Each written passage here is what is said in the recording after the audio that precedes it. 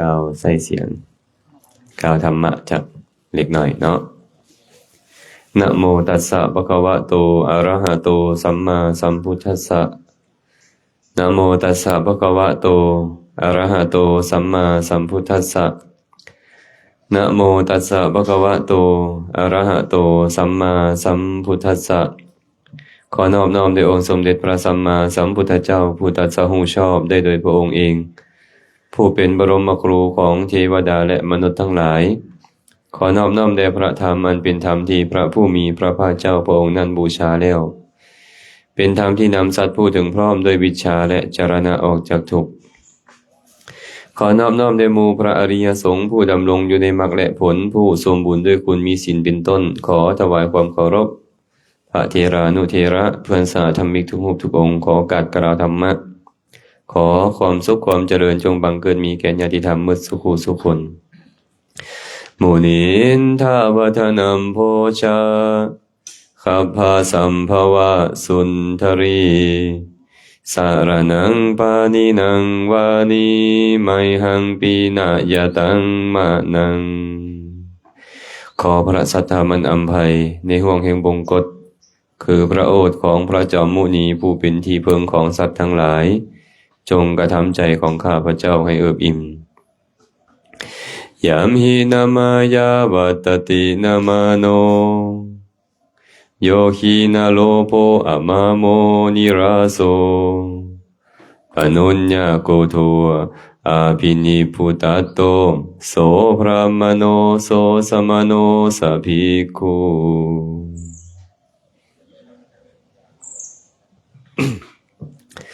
พุทธพจน์บทนี้พระสัมมาสัมพุทธเจ้าตรัสไว้ในคัมภีร์คุตตกนิกายอุทานแต่ก่อนอื่นมากราบขออนุโมทนาบุญนำญาติโยมที่ได้จัดเตรียมข้าวปลาอาหารบานข่าวถวายแก่คณะสงฆ์ที่มาเดินจาริกแสวงบุญอยู่ที่อินเดียเนปาลในครั้งนี้ ครูบาอาจารย์ก็ค่อยๆพิจารณาไปเนาะเดี๋ยวก็จะเว้าธรรมะไปเมื่อนี้ก็ผู้ใดเนาะเป็นเจ้าภาพเนี่ยคณะบ้านหาดแม่นบ่ญาติธรรมบ้านหาดแม่เวียงคำแม่แก้วแม่ออกแล่แม่ออกต้อยแล้วก็พอออกกิโลยเนาะญาติธรรมทางพูนแหละเมืองหินบุญแข่งคำมวลเป็นเจ้าภาพภัตตาหารวันข่าวมื้อนี้ถวายแก่คณะพระเจ้าพระสงฆ์ก็ขออนุโมทนาบุญนำญาติโยมที่เห็นประโยชน์มีความประสงค์บุญบางคนก็ติดต่อถามมาว่าอาจารย์ไปอยู่อินเดียเขาก็ต้อนรับอาจารย์ดีอยู่บ่มีอาหารชั้นดีอยู่บ่โอ้ยไผสิต้อนรับอาจารย์เด้กันเลย อาหารดีบ่ดีซ้ำดีนี่แหละดีซ้ำที่มีนี่ ก็เลยบอกไปจังซี่พวกเพิ่นก็พากันได้มอบ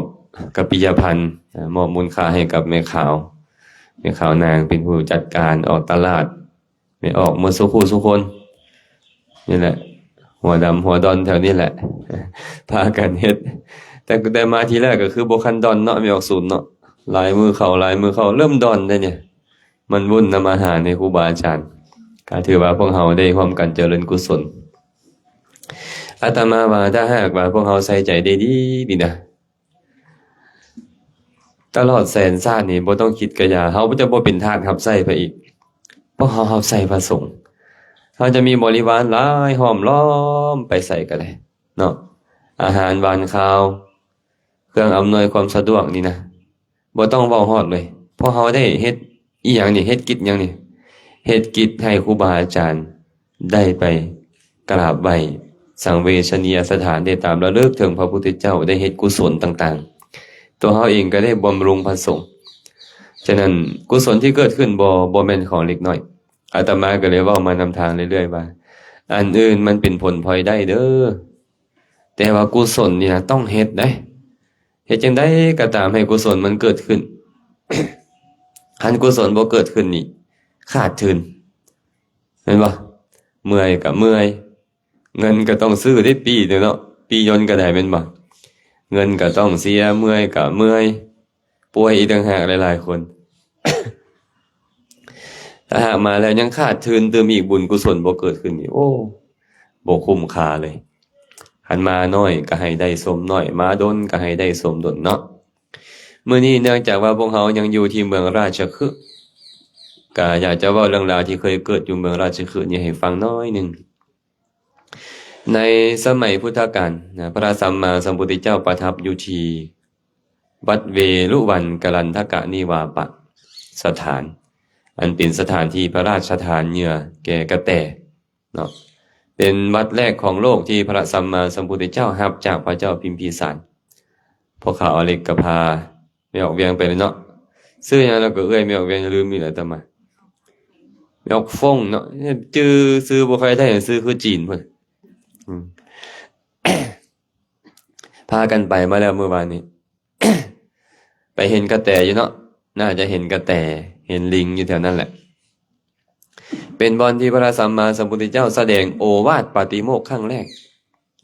โอวาทปาติโมกข์เมื่อวานนี้เว้าให้ฟังแล้วว่าปาติโมกข์มีอยู่2ประการโอวาทปาติโมกข์กับอานาปาติโมกข์แม่นบ่โอวาทปาติโมกข์คือปาติโมกข์ที่พระสัมมาสัมพุทธเจ้าเป็นคนตัดให้ฟังเนาะและตัดครั้งแรกอยู่ที่วัดแห่งนี้ส่วนอานาปาติโมกข์ก็คือปาติโมกข์227ที่พวกเรามักได้ยินกันว่า220ข้ออธิกรณะสมถะอีก7เอิ้นว่าศีล227ที่ต้องสูตรให้กันฟังทุกเครื่องเดือนนั้นนี่เอิ้นว่าอานาปาติโมกข์แปลว่าคำสั่งให้พระสงฆ์ต้องสวดให้กันฟังทุกเครื่องเดือน เครื่องเดือนที่แล้วนี่เขาก็ไปสวดอยู่ไสอยู่ในป่านแม่นบ่นิโคธารามเนาะในสมัยนั้นแหละพระผู้มีพระภาคเจ้าประทับอยู่ที่วัดเวรุวันแห่งนี้มีพระภิกขุองค์หนึ่งชื่อว่าปิรินทวัชชะชื่อเพิ่นนี่จ้ะปิรินทวัชชะชื่อบ่แม่นบ่เป็นตาชื่อไงบ่พระปิรินทวัชชะเพิ่นเอิ้นผู้ใดก็ตามเห็นผู้ใดก็ไปใส่มาคนถอยสิไปใส่คนถอยเฮ็ดหยังคนถอยเพิ่นละเว้าแต่คำว่าถอยอยู่นี่นะ พระภิกขุทั้งหลายก็เลยนำเรื่องราวนั้นไปกราบทูลพระผู้มีพระภาคเจ้าข้าแต่พระองค์ผู้เจริญทานปิรินทวัชชะยอมเอิ้นบุคคลอื่นโดยโวหารว่าคนถอยข้าหน่อยมันบ่ควรติข้าหน่อยพระเจ้าพระสงฆ์ไปเว้าให้คนอื่นว่าคนถอยนี่มันเป็นคำหยาบคายที่บอกข้าหน่อย คันพวกเฮาเว้านี่หยาบแม่นบ่เนาะคันพวกเฮาเว้านี่หยาบข้าเจ้าก็เลยคิดว่าคำว่าคนถอยนี่น่ะบ่ควรเว้าสำหรับพระเจ้าพระสงฆ์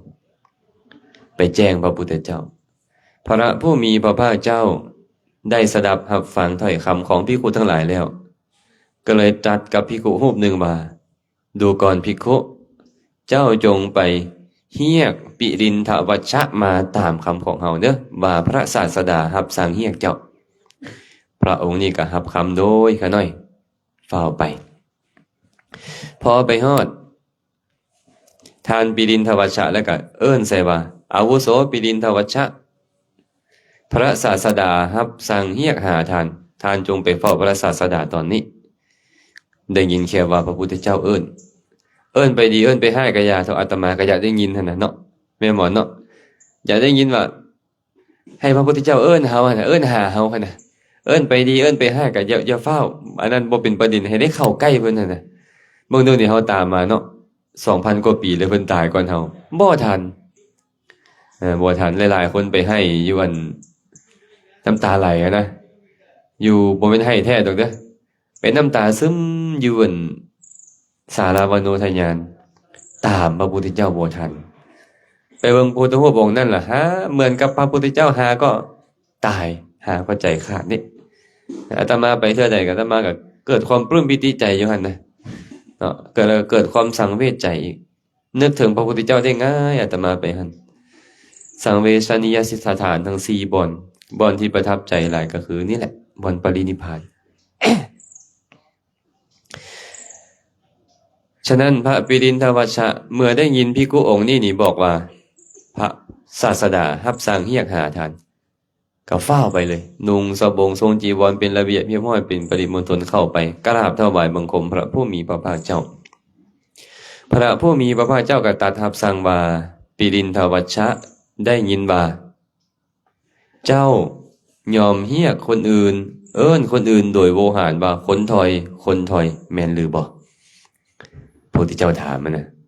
มีผู้ใดกล้าตัวบ่พระพุทธเจ้าเนี่ยบ่มีในโลกนี้บ่มีผู้ใดกล้าตัวพระพุทธเจ้ามีพระพุทธเจ้าถามปุ๊บ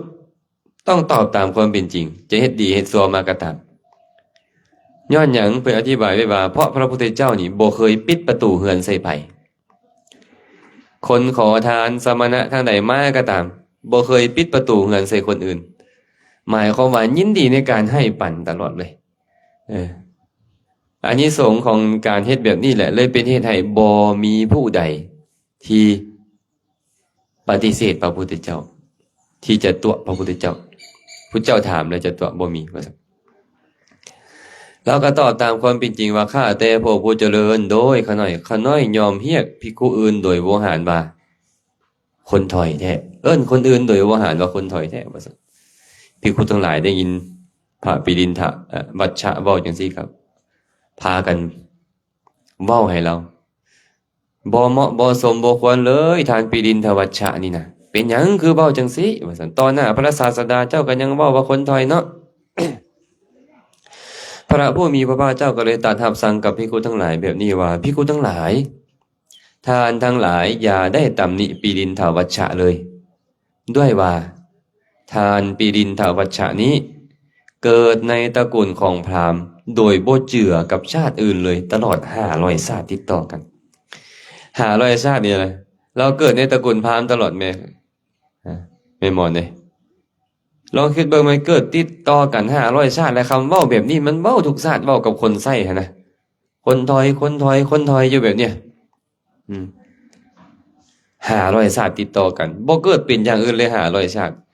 อันที่เฮามักว่าเกิดเป็นอันนี้500ชาติเกิดเป็นอันนั้น500ชาติเกิดเป็นนี่100ชาติเกิดเป็นนี่7ชาติ10ชาติบ่ต้องเว้าดอกอันนี้500ชาติแท้ๆนี่พระพุทธเจ้ารับสั่งเองเลยว่าเกิดติดต่อกัน500ชาติแล้ว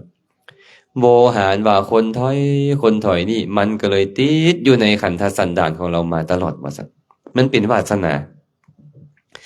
คนเฮานี่นะเฮ็ดอีหยังดุๆเว้าอีหยังอยู่ดุคิดอีหยังอยู่ดุเอิ้นมาเป็นนิสัยแม่นบ่เป็นนิสัยเมื่อเป็นนิสัยเฮ็ดดุเข้าก็นั่นเอิ้นว่าสันดานไอ้สันดานนี่บ่แม่นบ่ดีเด้สันดานดีก็คือดีเด้สันดานของบางบุคคลมันอยู่ในใต้ก้นบึ้งหัวใจเอิ้นว่าสันดานมันอยู่จิตใต้สำนึกเฮามักเว้าหั่นนะมันเป็นสันดานแหละมักเฮ็ดดีก็สันดานดีมักเฮ็ดบ่ดีก็สันดานบ่ดีแต่ว่าเฮงกว่าหั่นเป็นหยังล่ะเฮงกว่าหั่นน่ะวาสนาวาสนาแปลว่าเคยสั่งสมเคยอยู่มาโดนอยู่แบบนี้เฮ็ดแบบนี้นี่หยังมาโดนละมันละบ่ได้มีผู้เดียวที่สามารถละวาสนาได้คือพระอรหันตสัมมาสัมพุทธเจ้าคนทั่วไปละบ่ได้เด้ภาษาลีบุตรเห็นบ่เห็นห้วยน้ำปุ๊บโดดข้ามยอดรถภาษาลีบุตรวาสนาเพิ่นเฮ็ดแบบนี้มาโดนละเพิ่นเคยเป็นลิง ติดต่อกันหลายชาติ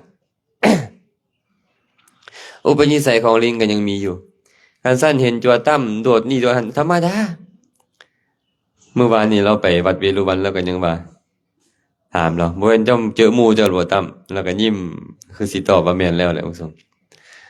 พวกลิงพวกข้างอยู่แถววัดเวรุวันบ่แม่นแต่จัวตั้มดอกผู้ใดก็คือกันเนาะเห็นบ่ บางคนนี่ก็มักให้ก็แสดงว่าวาสนามาโดนแล้วคือกันบางคนก็ซึ้งอยู่เป็นคนอืดๆก็วาสนามาโดนแล้วคือกันแต่ท่านปิรินทวัชชะนี่สั่งสมการเว้าว่ากับว่าคนถอยนี่มาโดน เมื่อพระผู้มีพระภาคเจ้าตรัสพุทธพจน์นี้จบลงแล้วก็เลยได้เปล่งอุทานมาในขณะนั้นว่ายัมหินะมะยาวัตตินะมาโนโยขีนะโลโภอะมะโมนิราโสปนนนะโกโทอภินิพพุตัตโตอภินิพพุตัตโต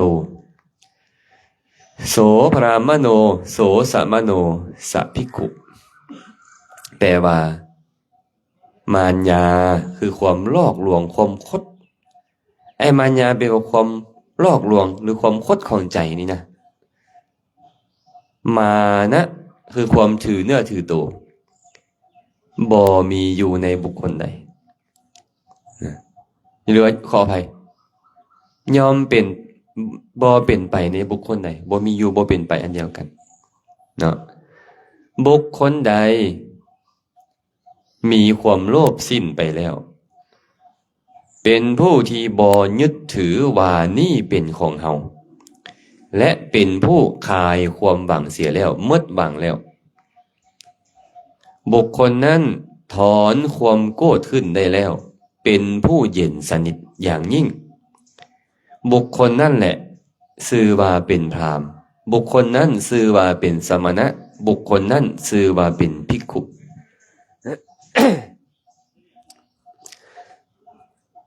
มารยาเพิ่นว่ายัมหินะมายาวัตตตินะมาโนมารยาหลอกลวงมีมารยาบ่พ่อไม่ออกบ่ต้องเว้าฮอดเพิ่นบอกว่าผู้หญิงมีมารยาหลายกว่า500เล่มเกวียนกันนะหลอกลวงกันนี่นะถ้าเขาแป้งมาหลอกกันแล้วพวกเขาเนี่ยเห็นบ่จัดแจงทรงผมมาหลอกกันจัดแต่งเสื้อผ้าอาภรณ์มาหลอกกันแท้ที่จริงแล้วโอ้ยขี้เหอะขนาดแต่ละคนตอนอยู่เฮือนเพิ่นเฮือนก็บ่กวดบาดออกนอกบ้านปานนางฟ้าพุ่นน่ะป๊าดแต่ละคนบ่ธรรมดามันบ่หลอกลวงสิไปไสเป็นบ่หลอกลวงกันเมื่อเท่าเนี่ยปรุงแต่งคำเว้ามาหลอกกันปรุงแต่งอาการทางกายมาหลอกกันเป็นธรรมดาของชาวโลกของคนที่ยังมีกิเลสพระพุทธเจ้าเลยบอกว่ามารยายอมบ่เป็นไปในบุคคลใดบ่หลอกลวงไผผู้เนี่ยมานะนะมาโนคือมานะบ่มีบ่เป็นไปในบุคคลใดมานะแม่นหยังมานะแม่มอน มานะนี่ความถือตัวเนาะไอ้ความถือตัวนี่นะบ่เป็นคนธรรมดาละได้เด้พระอรหันต์จังละได้เด้แต่ว่าความถือตัวนี่มีหลายอย่างถือตัวว่าดีก่อนเขาก็มีถือตัวว่าเสมอเขาก็มีถือตัวว่าต้อยต่ำกว่าเขาก็มีเนาะหรือมานะ7อย่าง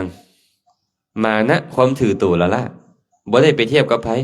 ข่อยเป็นพระข่อยเป็นจัวข่อยเป็นแม่ขาวข่อยเป็นแม่ชีข่อยเป็นโยมข่อยเป็นเฒ่าพญาข่อยเป็นอำมาตย์ข่อยเป็นข้าราชการข่อยเป็นชาวบ้านข่อยเป็นครูข่อยเป็นอาจารย์บ่คันเทียบกับไผเทื่อนี่เอิ้นว่ามานะความถือตัวแล้วผู้ใดล่ะสิละได้เดี๋ยวนี้บ่มีเนาะมันยังบ่มีดอกพระอรหันต์จังละได้อติมานะถือตัวว่ายิ่งกว่าเขาบัดนี้ตัวเองจะซ้ำใดก็ตามแต่ถือตัวว่าดีกว่าคนอื่นข่อยงามก่อนข่อยฮู้ความก่อนข่อยดีก่อนข่อยร่ำรวยก่อนข่อยประเสริฐก่อนจังซี่นี่เอิ้นว่าอติมานะ3มานาติมานะความถือตัวว่าดีก่อนเขาของคนผู้เคยเสมอเหมือนกันมาก่อนจะไหนไม่ออกเรียงคำแต่ก่อนขาน้อยก็เป็นคือเขาหั่นแหละ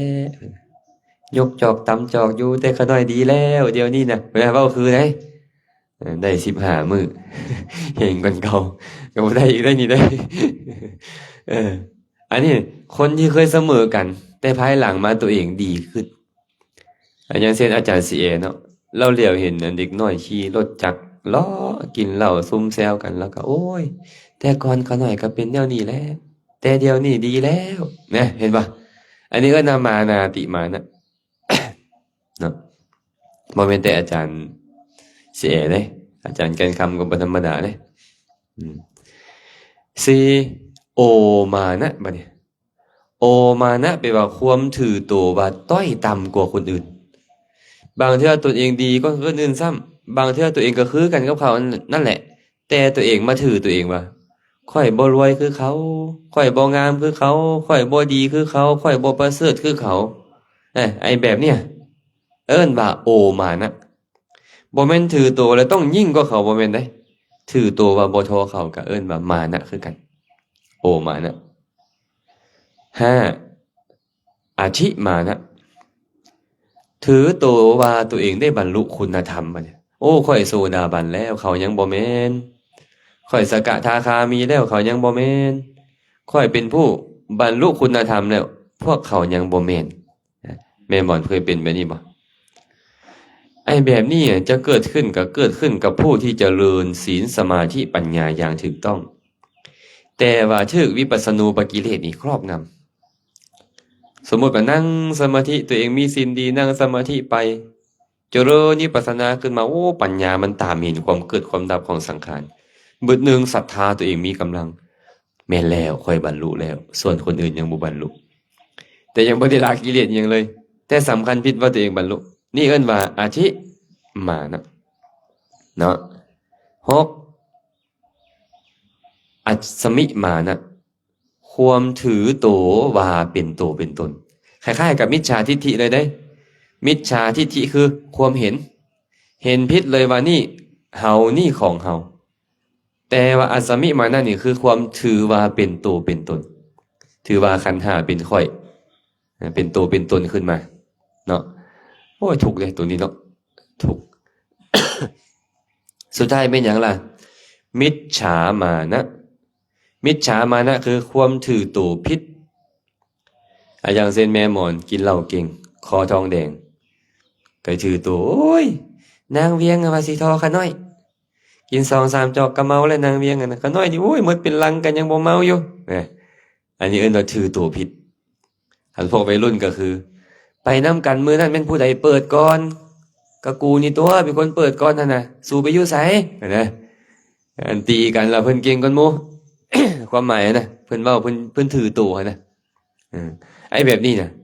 ไปตึกเบ็ดซะอุ้ยพวกนั้นบ่หมานเบิ่งข่อยไม่เต็มข้องแล้วนี่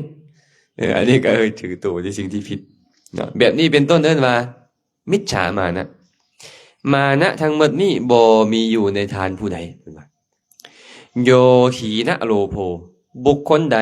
มีความโลภสิ้นไปแล้วความโลภเป็นอะไรความโลภอยากเห็นอันนั้นอยากฟังอันนี้อยากดมกินนั่นอยากลิ้มชิมรสชาติอันนี้อยากได้สัมผัสแบบนั้นอยากมีความรู้สึกในเรื่องนั้นไอ้ความต้องการทั้งหมดนี้เอิ้นว่าตัณหาหรือความโลภมีกันบ่พวกเขาโอ้ยบ่มีสิมาฮอดอินเดียนี้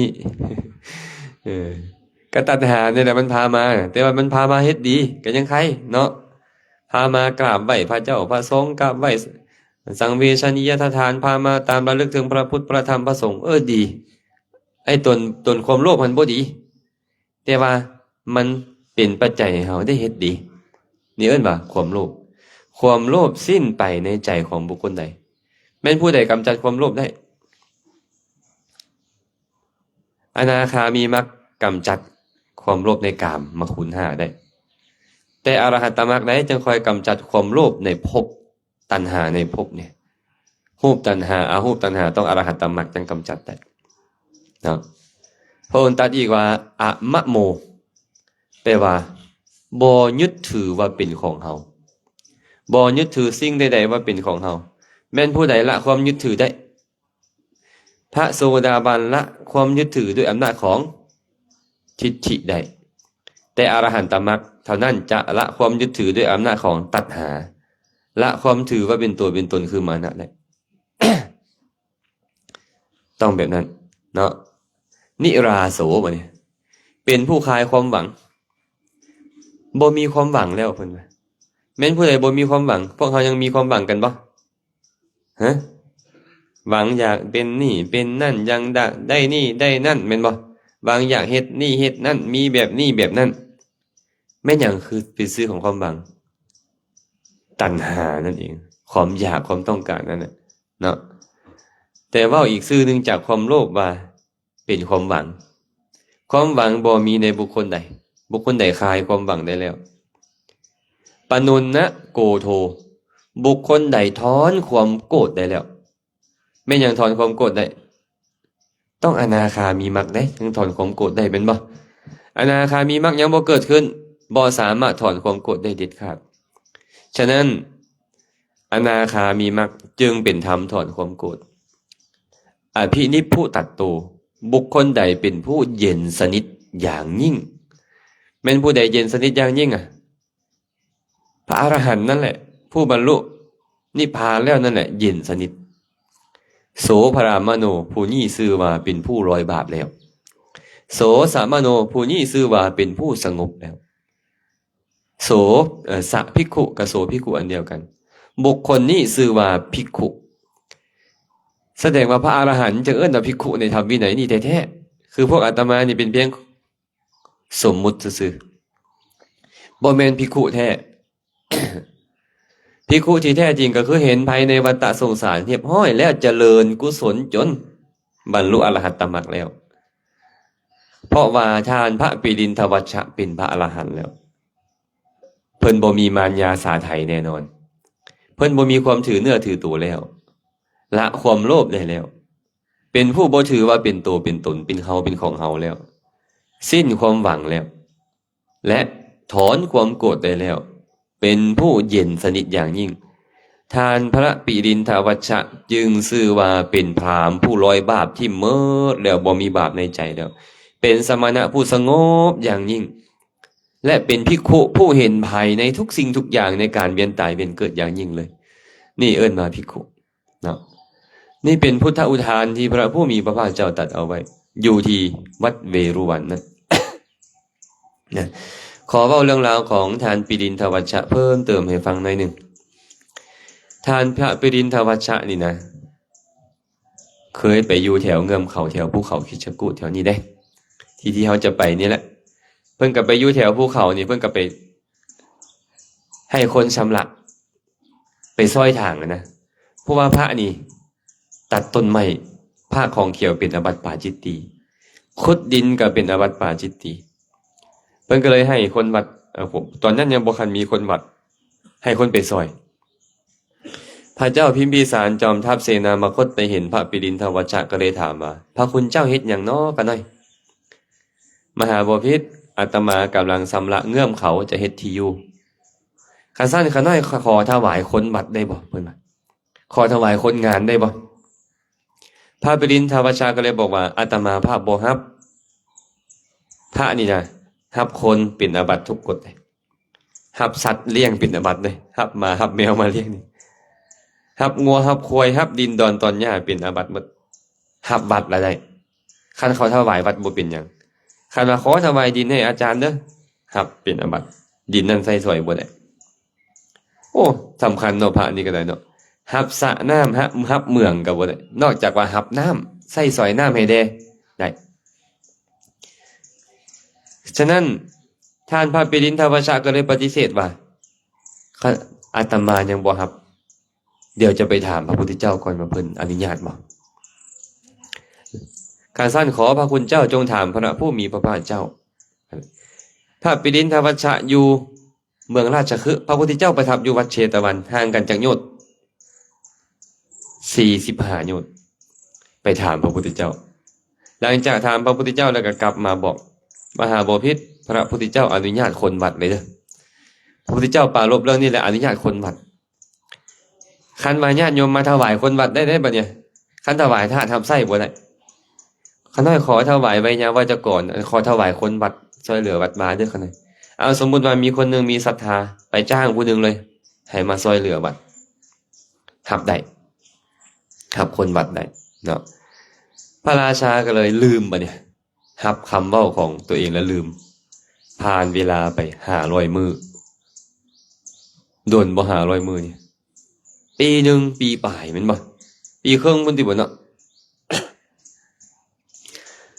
ระลึกได้ถามอำมาตย์ขอให้ถวายคนงานแก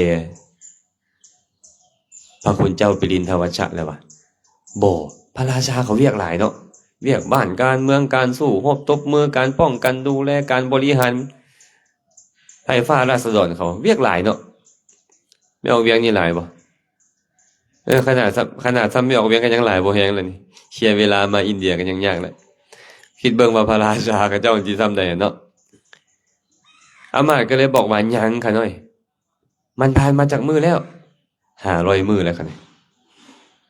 คันสั้นถวายเพิ่นไปเลย500คนก็เลยมอบถวาย500คนไปเป็นคนรับใช้เป็นคนวัดให้แก่ทานปีดินทวัชชะก็ตั้งหมู่บ้านหนึ่งเลยได้ชื่อว่าปีดินทวัชชะคามหมู่บ้านแห่งนั้นน่ะพระปีดินทวัชชะก็บิณฑบาตซุมื้อแล้วก็มาฉันบิณฑบาตแล้วก็มาฉัน เป็นหมู่บ้านคนวัดเลยเลยเอิ้นว่าอารามิกะคามก็ได้อยู่มามื้อหนึ่งพระปิดินทวัชชะไปบิณฑบาตเฮือนโยมคนหนึ่งทุกเอาก็บ่ได้แม่นเศรษฐีบ่ได้ให้เศรษฐีไปดูแลพระสงฆ์องค์เจ้าหยังแม่นบ่ก็ให้คนทั่วไปคนที่ทุกข์ยากนี่แหละจ้างเขาไปเนาะเฮือนหลังนี้มีพ่อแม่แล้วก็ลูกสาวน้อยผู้หนึ่งเพิ่นก็ไปรับอาหารแล้วก็อนุโมทนาคาถาแล้วก็กลับมื้อใหม่กลับมาอีกปรากฏว่าบ่เห็นนั่นน่ะแล้วก็อภัยอันนี้ก็อาตมาเล่าเร่งรัดพดหลังจากที่เพิ่นไปบิณฑบาตมื้อนั้นน่ะเด็กน้อยน่ะให้ก่อนเด็กน้อยก็ให้ลูกสาวเพิ่นนั่นน่ะพระปิดินทวัชชะก็ถามว่าอุบาสกอุบาสิกาเด็กน้อยนี่ให้เฮ็ดหยังลูกเจ้านี่ให้เฮ็ดหยังโอ้ยเขามีการละเล่นกันขาหน่อยมีมหรสพคบกันมีการละเล่นลูกคนอื่นล่ะมีเครื่องประดับเขาละหาเครื่องประดับตกแต่งให้ขาน้อยล่ะเป็นคนทุกข์สิได้มาได้ใช้เครื่องประดับหั่นน่ะเด็กน้อยผู้นี้คือลูกขาน้อยนี่นะก็เลยให้ว่าซั่นเพิ่นก็เลยไปจับหมวกหญ้าจับบ่วงหญ้าขึ้นมาเอาไปสวมใส่หัวให้เราซะแม่เพิ่นก็เลยเอาไปสวมใส่หัวปึ๊บพระเถระก็อธิษฐานขอหมวกนี่จงกลายเป็นทองคำชุดไอ้หมวกหญ้าเสวียงหญ้าเทิงหัวกลายเป็นทองคำเราก็ดีใจเราได้เครื่องประดับหัวคือมงกุฎนะก็ไปแล้วล้อเล่นน้ำหมู่ม่วนแหละพวกราชบุรุษทหารเห็นได้บ่นี่นางน้อยๆนี่เป็นลูกคนทุกข์เอามาแต่ไสนี่ทองคำนี่สงสัยต้องไปโจรกรรมมาแน่นอนจับทั้งพ่อทั้งแม่ทั้งลูกไปขังเลยพระราชาพระเจ้าพิมพิสารสั่งจับทีนี้มือต่อมาบ่เนี่ยพระปิดินทวัชชะนี่ก็เลยไปบิณฑบาตไปปรากฏว่าบ่เห็นไปก็เลยไปถามชาวบ้านเฮือนโยมอุปถากคอยนี่เขาไปใส่กันมื้อเนี่ยข้าแต่พระคุณเจ้าผู้เจริญตั้งแต่มื้อวานนี้เด้กันหน่อยถูกจับแล้วว่าซั่นถูกจับย้อนหยังก็ย้อนนั่นเครื่องประดับอยู่เทิงหัวหั่นล่ะบ่ว่าซั่นพระปิดินทวัชชะได้ยินแบบนั้นก็ฟ้าวเข้าไปหาพระเจ้าพิมพิสารพอเข้าไปฮอดพระเจ้าพิมพิสารก็กราบถวายบังคมไปกราบเพิ่นแล้วก็ถามว่าพระคุณเจ้ามาหยังน้อขะหน่อยต้องการหยังบอกขะหน่อยเด้อเพิ่นก็ถามว่ามหาบพิตรให้จับครอบครัวอุปถากอาตมาอยู่หั่นแม่นบ่โดยแม่นแล้วขะหน่อยจับย้อนเรื่องหยังก็ย้อนว่าเครื่องประดับทองคำที่อยู่เทิงหัวหั่นว่าซั่นเขาเป็นคนทุกข์ยากสิได้มาแต่ไสนอกจากไปโจรกรรมมานอกจากไปปล้นไปลักขโมยมาว่าซั่นพระปิดินทวัชชะเข้าฌานเจริญอภิญญาอธิษฐานขอปราสาทนี้จงกลายเป็นทองคำเถิดปราสาทของพระเจ้าพิมพิสารกลายเป็นทองคำเลยเพิ่นก็ซี่ใส่และปราสาททองคำนั้นพระองค์ได้มาแต่ใส่โอ้ตกสะเงอได้มื้อนี้เนาะโอ้โดยขะหน่อยก็ได้ฮู้แล้วว่าเป็นเพราะอานุภาพของพระคุณเจ้าขะหน่อยเป็นเพราะอานุภาพของพระคุณเจ้าให้ปล่อยเด็กน้อยไปชาวบ้านได้ยินเรื่องราวที่บ่ดีเนาะไอ้เรื่องฤทธิ์เรื่องเดชนี่ลาภสักการะมาแน่นอนนะเบิ่งหลวงพ่อหลวงตาหลวงพี่หลวงเอ้ยของพวกเขาเนี่ยเฮงๆปังๆกันเบิ่งไหมแถวบ้านแถวเมืองเฮาเต็มคนน่ะแม่นบ่อยู่บ้านใดเมืองใดก็แห่ไปอันบอกไปฟังธรรมนะไม่ออกเวียงไงปานดึงขาเต่า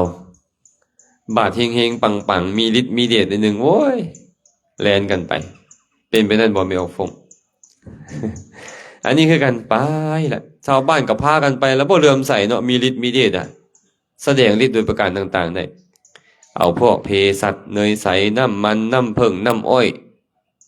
ไปถวายสิไหวบ่ล่ะคนหมดบ้านหมดเมืองเอามาถวายผู้เดียวอาจารย์แกนคำเอาไปเด้อาจารย์ซีเอเอาไปเด้อาจารย์เวทเอาไปเด้พระปิดินทวัชชะเพิ่นก็ให้ลูกศิษย์เพิ่น ให้ลูกศิษย์เพิ่นลูกศิษย์ก็มีลูกศิษย์ขี้โลภก็มีแม่นบ่ล่ะลูกศิษย์มักน้อยสันโดษก็มีแม่นบ่ครูบาทอนขี้โลภก็มีได้ลูกศิษย์นี่ก็ได้เก็บแล้วบ่เนี่ยเก็บสังสมไว้แม่นหยังมันมานำพวกเนยใสน้ำมันน้ำผึ้งน้ำอ้อยแมงสาบพวกหนูแล้วบ่นี่เนาะเก็บไว้ห้อยไว้ตามกุฏิวิหารหนูมาเต็มเลยบัดนี้พวกหนูพวกแมงสาบพวกอันนั้นน่ะพวกสัตว์นั่นน่ะชาวบ้านไปเห็นบัดนี้ตายพระภิกขุสงฆ์นี่นะมีคางน้ำมันน้ำผึ้งน้ำอ้อยเนยใสเนยข้นเหมือนกับพระเจ้าพิมพิสารเลยตัวนี้นะเขาก็ตำนี้เป็นพระแบบใดคือว่าสั่งสมเครื่องของแท้เพิ่นว่าอาจารย์เวทเป็นพระแบบใดคือเป็นแบบนี้เพิ่นว่ามักสั่งสมเครื่องของปานพระเจ้าพิมพิสารมีคลังอยู่ว่าซั่นนี่โอ้ชาวบ้านตำนี้ครูบาอาจารย์ได้ยินกับนำเรื่องราวไปกราบทูลพระพุทธเจ้าพระผู้มีพระภาคเจ้าก็รับสั่งให้ประชุมสงฆ์รับสั่งให้ประชุมสงฆ์เพิ่นก็เลยบอกว่าภิกขุทั้งหลายมาถามว่าภิกขุทั้งหลายได้ยินว่าพวกเจ้าเก็บน้ำมันน้ำผึ้งน้ำอ้อยเนยใสเนยข้นเก็บเพสัตหาไว้แม่นบ่โดยเก็บไว้ก่อนหน่อยดูก่อนโมฆะบุรุษการกระทำของพวกเจ้านี่บ่เหมาะบ่สมบ่ควรบ่แม่นกิจของสมณะใช่บ่ได้บ่ควรกระทำเป็นหยังพวกเจ้าจึงสังสมเพสัตล่ะการกระทำนี่บ่เป็นไปเพื่อความเลื่อมใสของคนที่ยังบ่เลื่อมใสหรือเพื่อความเลื่อมใสยิ่งขึ้นของชุมชนที่เลื่อมใสแล้วเลยแท้ที่จริงแล้วการกระทำนี้ยอมบ่เป็นไปเพื่อความเลื่อมใสของชุมชนที่ยังบ่เลื่อมใสและเพื่อความเป็นอย่างอื่นของคนที่เลื่อมใสแล้วคนที่เลื่อมใสแล้วเขาก็จะเซาเลื่อมใสแบบนี้นะเพิ่นว่าเลยบ่จำเป็นต้องเว้าถึงคนที่ยังบ่เลื่อมใสเพิ่นก็ตัดโทษของความมักมากความเลี้ยงยากบำรุงยากความบ่มักน้อยสันโดษบ่ขัดเกลาและก็ตัดคุณของความมักน้อยสันโดษความฝึกหัดขัดเกลาตัดกับภิกขุทั้งหลายว่าภิกขุทั้งหลายเฮาจะอาศัยอำนาจประโยชน์10ประการบัญญัติสิกขาบทแก่พวกท่านทั้งหลาย 1. เพื่อความยอมรับว่าดีของสงฆ์พระสงฆ์ต้องยอมรับว่าดี 2. เพื่อความอยู่ผาสุกของพระสงฆ์ 3. เพื่อข่มคนหน้าด้านคนหน้าด้านนี่สิมาเว้าได้ว่าพระพุทธเจ้าห้ามอยู่ไสห้ามมองใดคันบัญญัติไว้แล้วจะอ้างบ่ได้